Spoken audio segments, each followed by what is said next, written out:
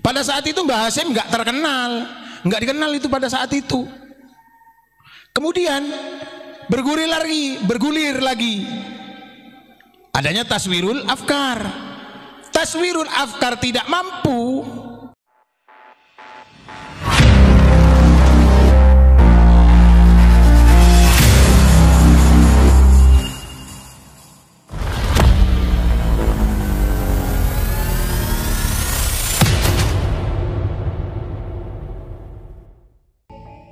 Kita jelaskan dulu, muassis Nahdlatul Ulama itu bukan hanya 3 orang itu. Kemudian embrionya Nahdlatul Ulama itu bukan Mbah Hasyim yang buat. Jadi kalau ibarat ada embrionya, dan ini bukan ibarat tapi memang ada embrionya NU itu. Apa embrionya? Taswirul Afkar. Sebelum Taswirul Afkar itu ada namanya SDI, Serikat Dagang Islam, yang didirikan siapa? Hos Cokro Aminoto bersama Mbah Wahab Hasbullah. Pada saat itu Mbah Hasyim nggak terkenal, nggak dikenal itu pada saat itu. Kemudian bergulir lagi. Adanya taswirul afkar. Taswirul afkar tidak mampu untuk membendung betapa dahsyatnya pada saat itu globalisasi yang dibawa oleh VOC. Kemudian dibentuklah Nahdlatul Wathon. Ketika Nahdlatul Wathon itu dibentuk, baru Mbah Hasyim Asy'ari dipanggil oleh Mbah Kahar. Ini Mbah Kahar juga seorang donatur, pemilik dana yang disumbangkan untuk mendirikan Nahdlatul Ulama. Nah, Mbah Hasyim Asy'ari, kapan Mbah Hasyim Asy'ari ini mulai dikenal di seantero Serikat Dagang Ampel maupun Serikat Dagang Islam yang dibawa oleh para ulama-ulama di Surabaya, ketika beliau diminta oleh Mbah Kahar untuk menjadi guru besar di Madrasah Nahdlatul Wathon. Kemudian ada di NU Online bahwasanya katanya Mbah Hasyim Asy'ari itu meminta restu kepada Habib Hasyim, kan begitu. Itu di NU Online, di situs yang 90% ini adalah itu menyuarakan dari PBNU, kan begitu, corongnya lah gitu kan. Tapi kita harus paham, saya yakin, kenapa sebelum 1 abad Nahdlatul Ulama kemarin itu Gus Yahya Stakuf itu sudah kita undang untuk datang ke Ampel, kita pertemukan dengan beberapa keturunan dari pendiri-pendiri Nahdlatul Ulama, sehingga kita berikan pemahaman bahwasanya Gus Dur sendiri belajar NU itu belajar kepada Kiai Umar Burhan. Pertanyaannya kan begini, siapa Kiai Umar Burhan? Kan begitu. Kiai Umar Burhan itu adalah putra dari Kiai Burhan yang menjadi bendahara pertama berdirinya Nahdlatul Ulama.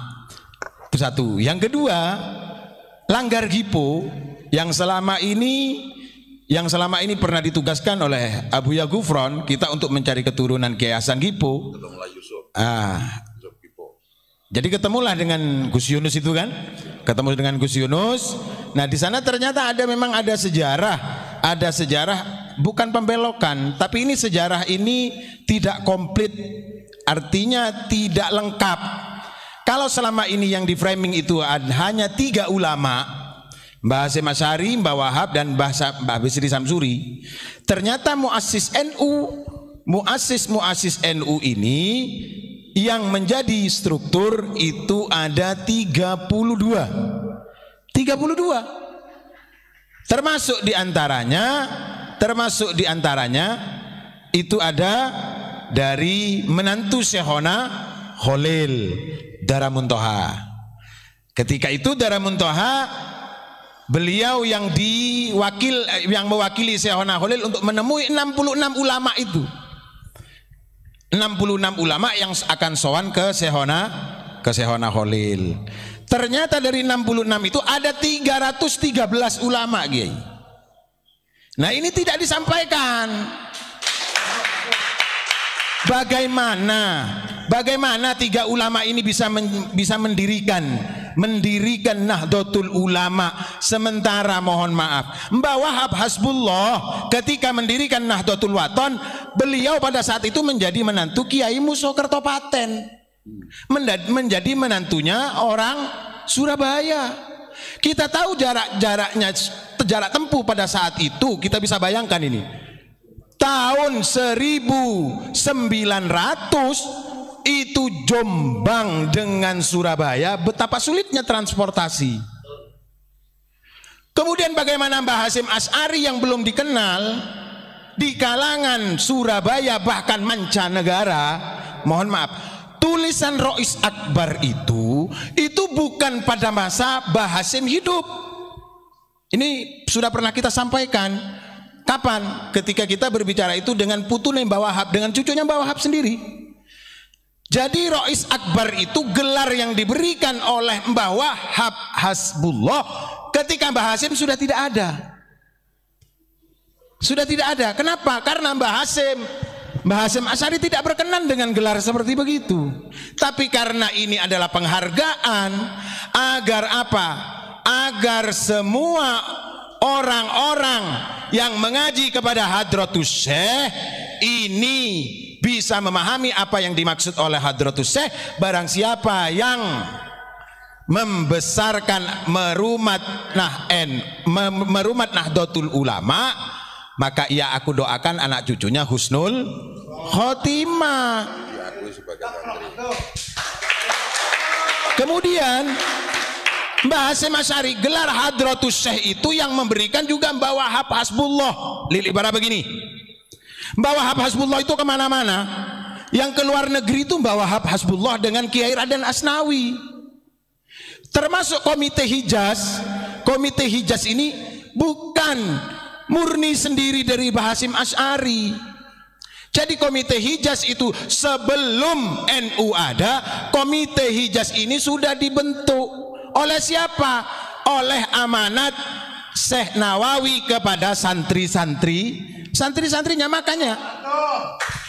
Makanya wajar kalau Syekh Nawawi harus diakui sebagai inisiator berdirinya NU ini, baik itu melalui embrio tadi Taswirul Afkar, Serikat Dagang Ampel, kemudian Nahdlatul Tujjar, Nahdlatul Wathon, kemudian ada lagi Jamiyatul Masajid, Takmirul Masajid, Jamiyatul Tahlil, kemudian Jamiyatul Ma'had, Jamiyatul Pesantren.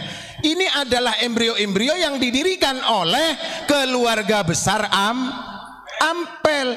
Maka daripada itu ada seseorang yang menulis bahwasanya yang memusuhi saya di tanah Jawa itu adalah keturunannya dari Syekh Ali Akbar. Syekh Ali Akbar itu siapa? Cucunya dari Mbah Ampel. Keturunannya mereka mayoritas yang menjadi pendiri-pendiri Nahdlatul Ulama.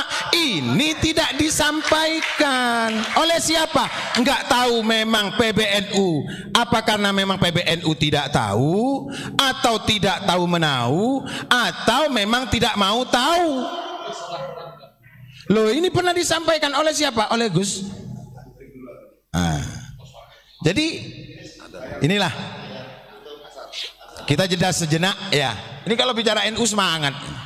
Kemudian menjelang 1 abad Nahdlatul Ulama di Sidoarjo kemarin itu, dari PBNU mengutus salah satu anggota Ansor yang bernama Jonathan untuk datang ke Langgar Gipo mengklarifikasi pernyataan teman-teman Langgar Gipo. Karena teman-teman Langgar Gipo ini kan gabungan dari masing-masing duriyah para pendiri Nahdlatul Ulama. Ada putranya, ada keturunan Kiai Mas Alwi bin Abdul Aziz, Kiai Ridwan Abdullah, kemudian keturunan dari Mbah Umar Burhan, Kiai Zubair Gresik itu. Nah, kalau sejarah NU, kemudian Mbah Hasyim dikatakan meminta restu kepada Habib Hasyim. Ini kita nalar nih, kita nalar. bahwasanya embrio Nahdlatul Ulama Mbah Hasim tidak ikut mendirikan. Sementara NU ini berdiri ini berdasarkan kekeluargaan. Karena Mbah Hasan Gipo punya hubungan famili dengan Mbah Wahab Hasbullah. Mbah Wahab Hasbullah punya hubungan famili dengan Mbah Kahar. Mbah Kahar punya hubungan erat dengan Mbah Burhan. Mbah Burhan punya hubungan famili dengan Mbah Zubair. Mbah Zubair punya hubungan famili dengan.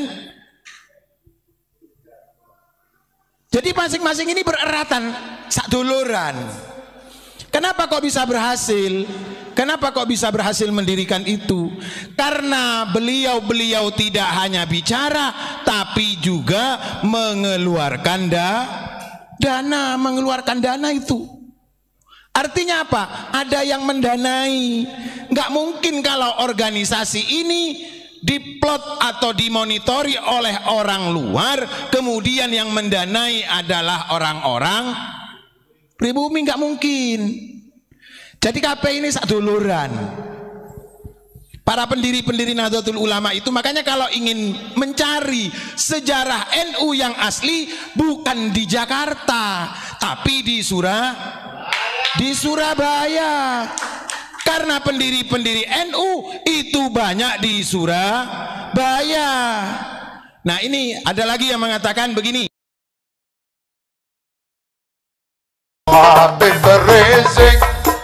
Habib Rizik guru NU.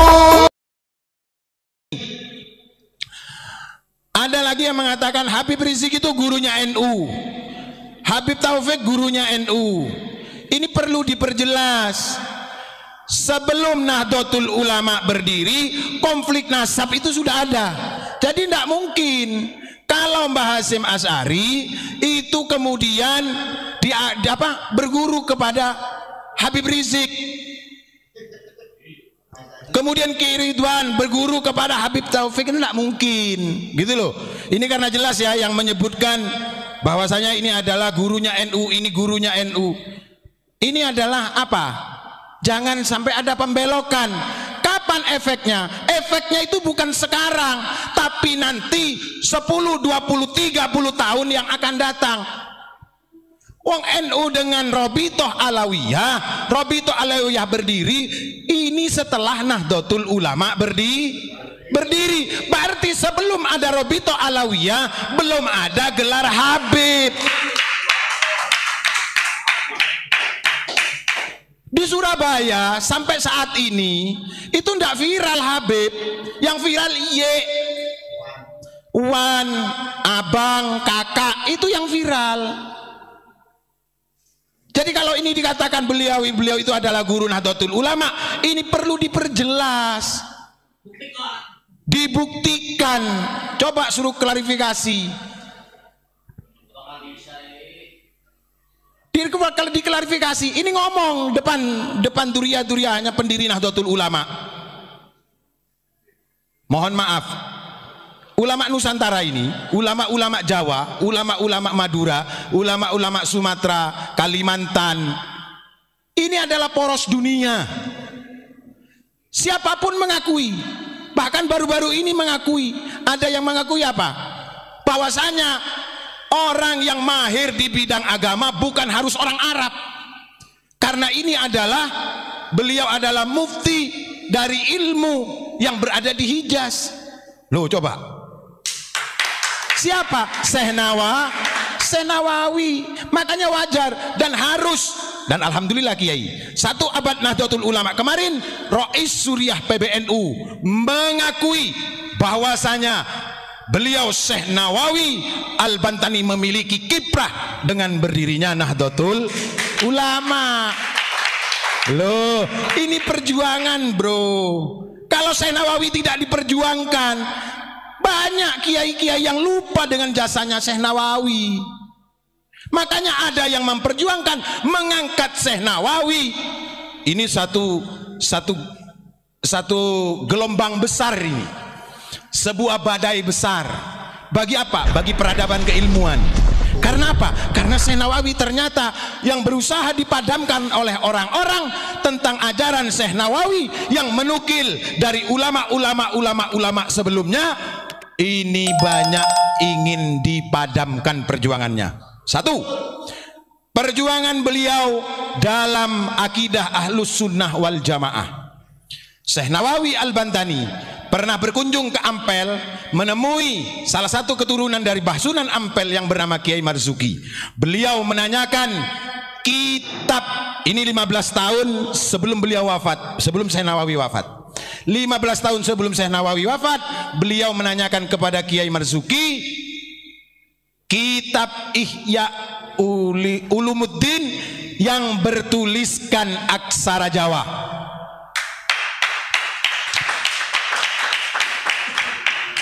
Berarti apa?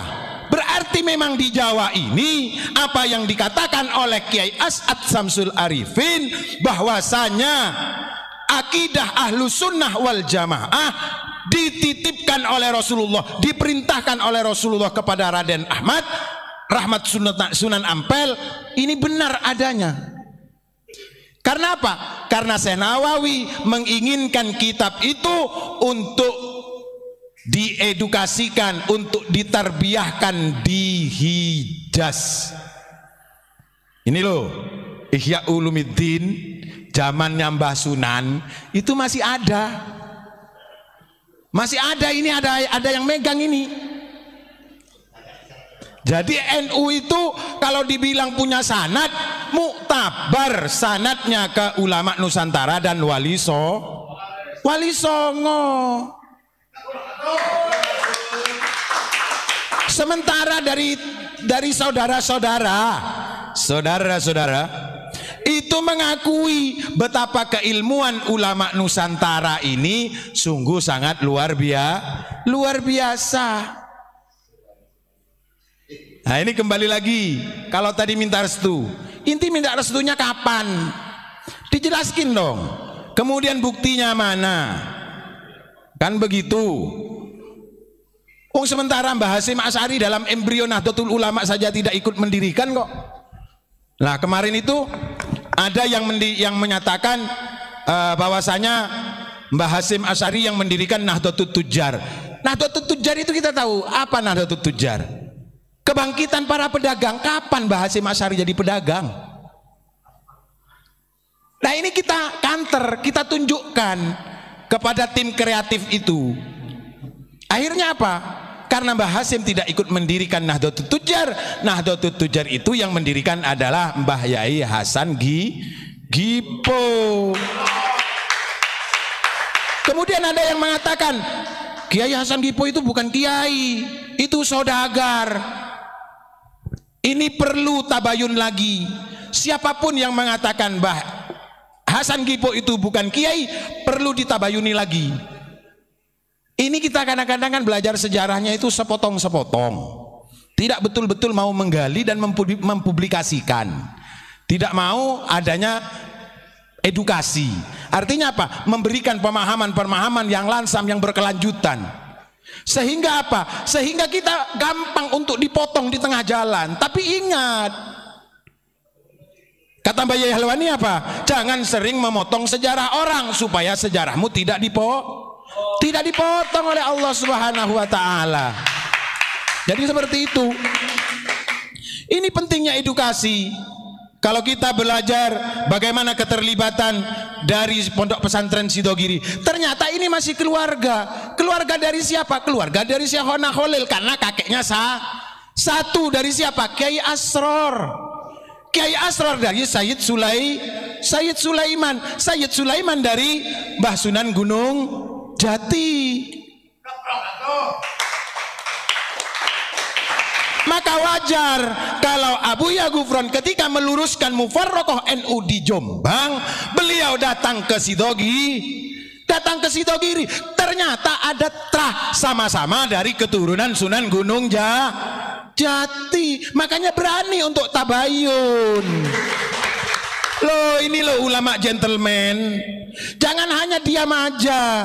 Ketika umat ini, kata Kiai Nartib ini, merasa kebingungan di bawah antara yang hak dan yang batil, antara yang bayin dan yang bohong, ini perlu dijawab. Siapa yang tergugat? Ngomong, kamu nggak bisu, kamu nggak bodoh. Ngomong, bicara. Bukankah engkau dijadikan ketua orang sedunia, ngurusi masalah Nusantara saja sudah tidak becus, berarti kamu bukanlah Nusantara. Jangan dibiarkan ini Nusantara. Tidak akan ada efeknya bagi mereka yang cuek, tapi bagi mereka yang teliti ini akan menimbulkan percikan-percikan kebencian. Jangan dibiarkan berlarut-larut. Tabayun, kalau kami berani menyampaikan begini kepada PBNU, kami sudah sampaikan, Kiai, melalui sekretaris Katib Suriah. Bagaimana polemik ini, Kiai? Jangan sampai nanti di bawah ini saling cakar-mencakar. Gejolak ini harus ditangani dengan serius. Karena apa? Negara ini tidak berdiri dengan kaki sebelah, dengan satu kaki, tapi negara ini disonggoh oleh berjuta-juta kaki dan berjuta-juta intelektual. Ini perlu dijawab. Monggo. Supaya apa? Supaya tidak menjadi kembang api kebencian. Kalau kita menjelaskan apa yang ada di dalam kitab ini, apa yang di dalam kitab itu, kita dianggap menyerang.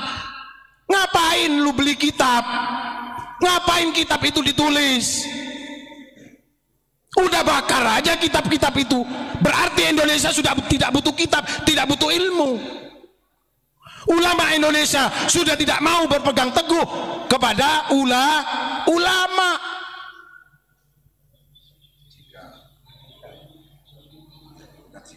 Lah iya, jika setiap apa yang disampaikan secara ilmiah dari berbagai khasanah keilmuan para ulama ini dianggap kebencian. Jadi tidak ada untuk faktor menyerang. Kita menyampaikan tentang PBNU, tentang Bahasim Asy'ari, ini mohon maaf, tidak ada sama sekali tendensi. Justru ini menyelamatkan nama beliau, jangan dicangkok-cangkokkan. Karena apa? Mohon maaf, Mbah Hasyim Asy'ari itu diberikan gelar Rois Akbar begitu saja ketika masih ada, nggak mau kok. Kan begitu. Karena ini saking takziman wa takriman untuk menghargai jasa keilmuan beliau, maka Mbah Wahab Hasbullah memberikan gelar Rois Akbar, tentunya juga dengan persetujuan para pengurus PBNU. Oke, begitu kira-kira yang bisa kami sampaikan. Wallahu a'lam.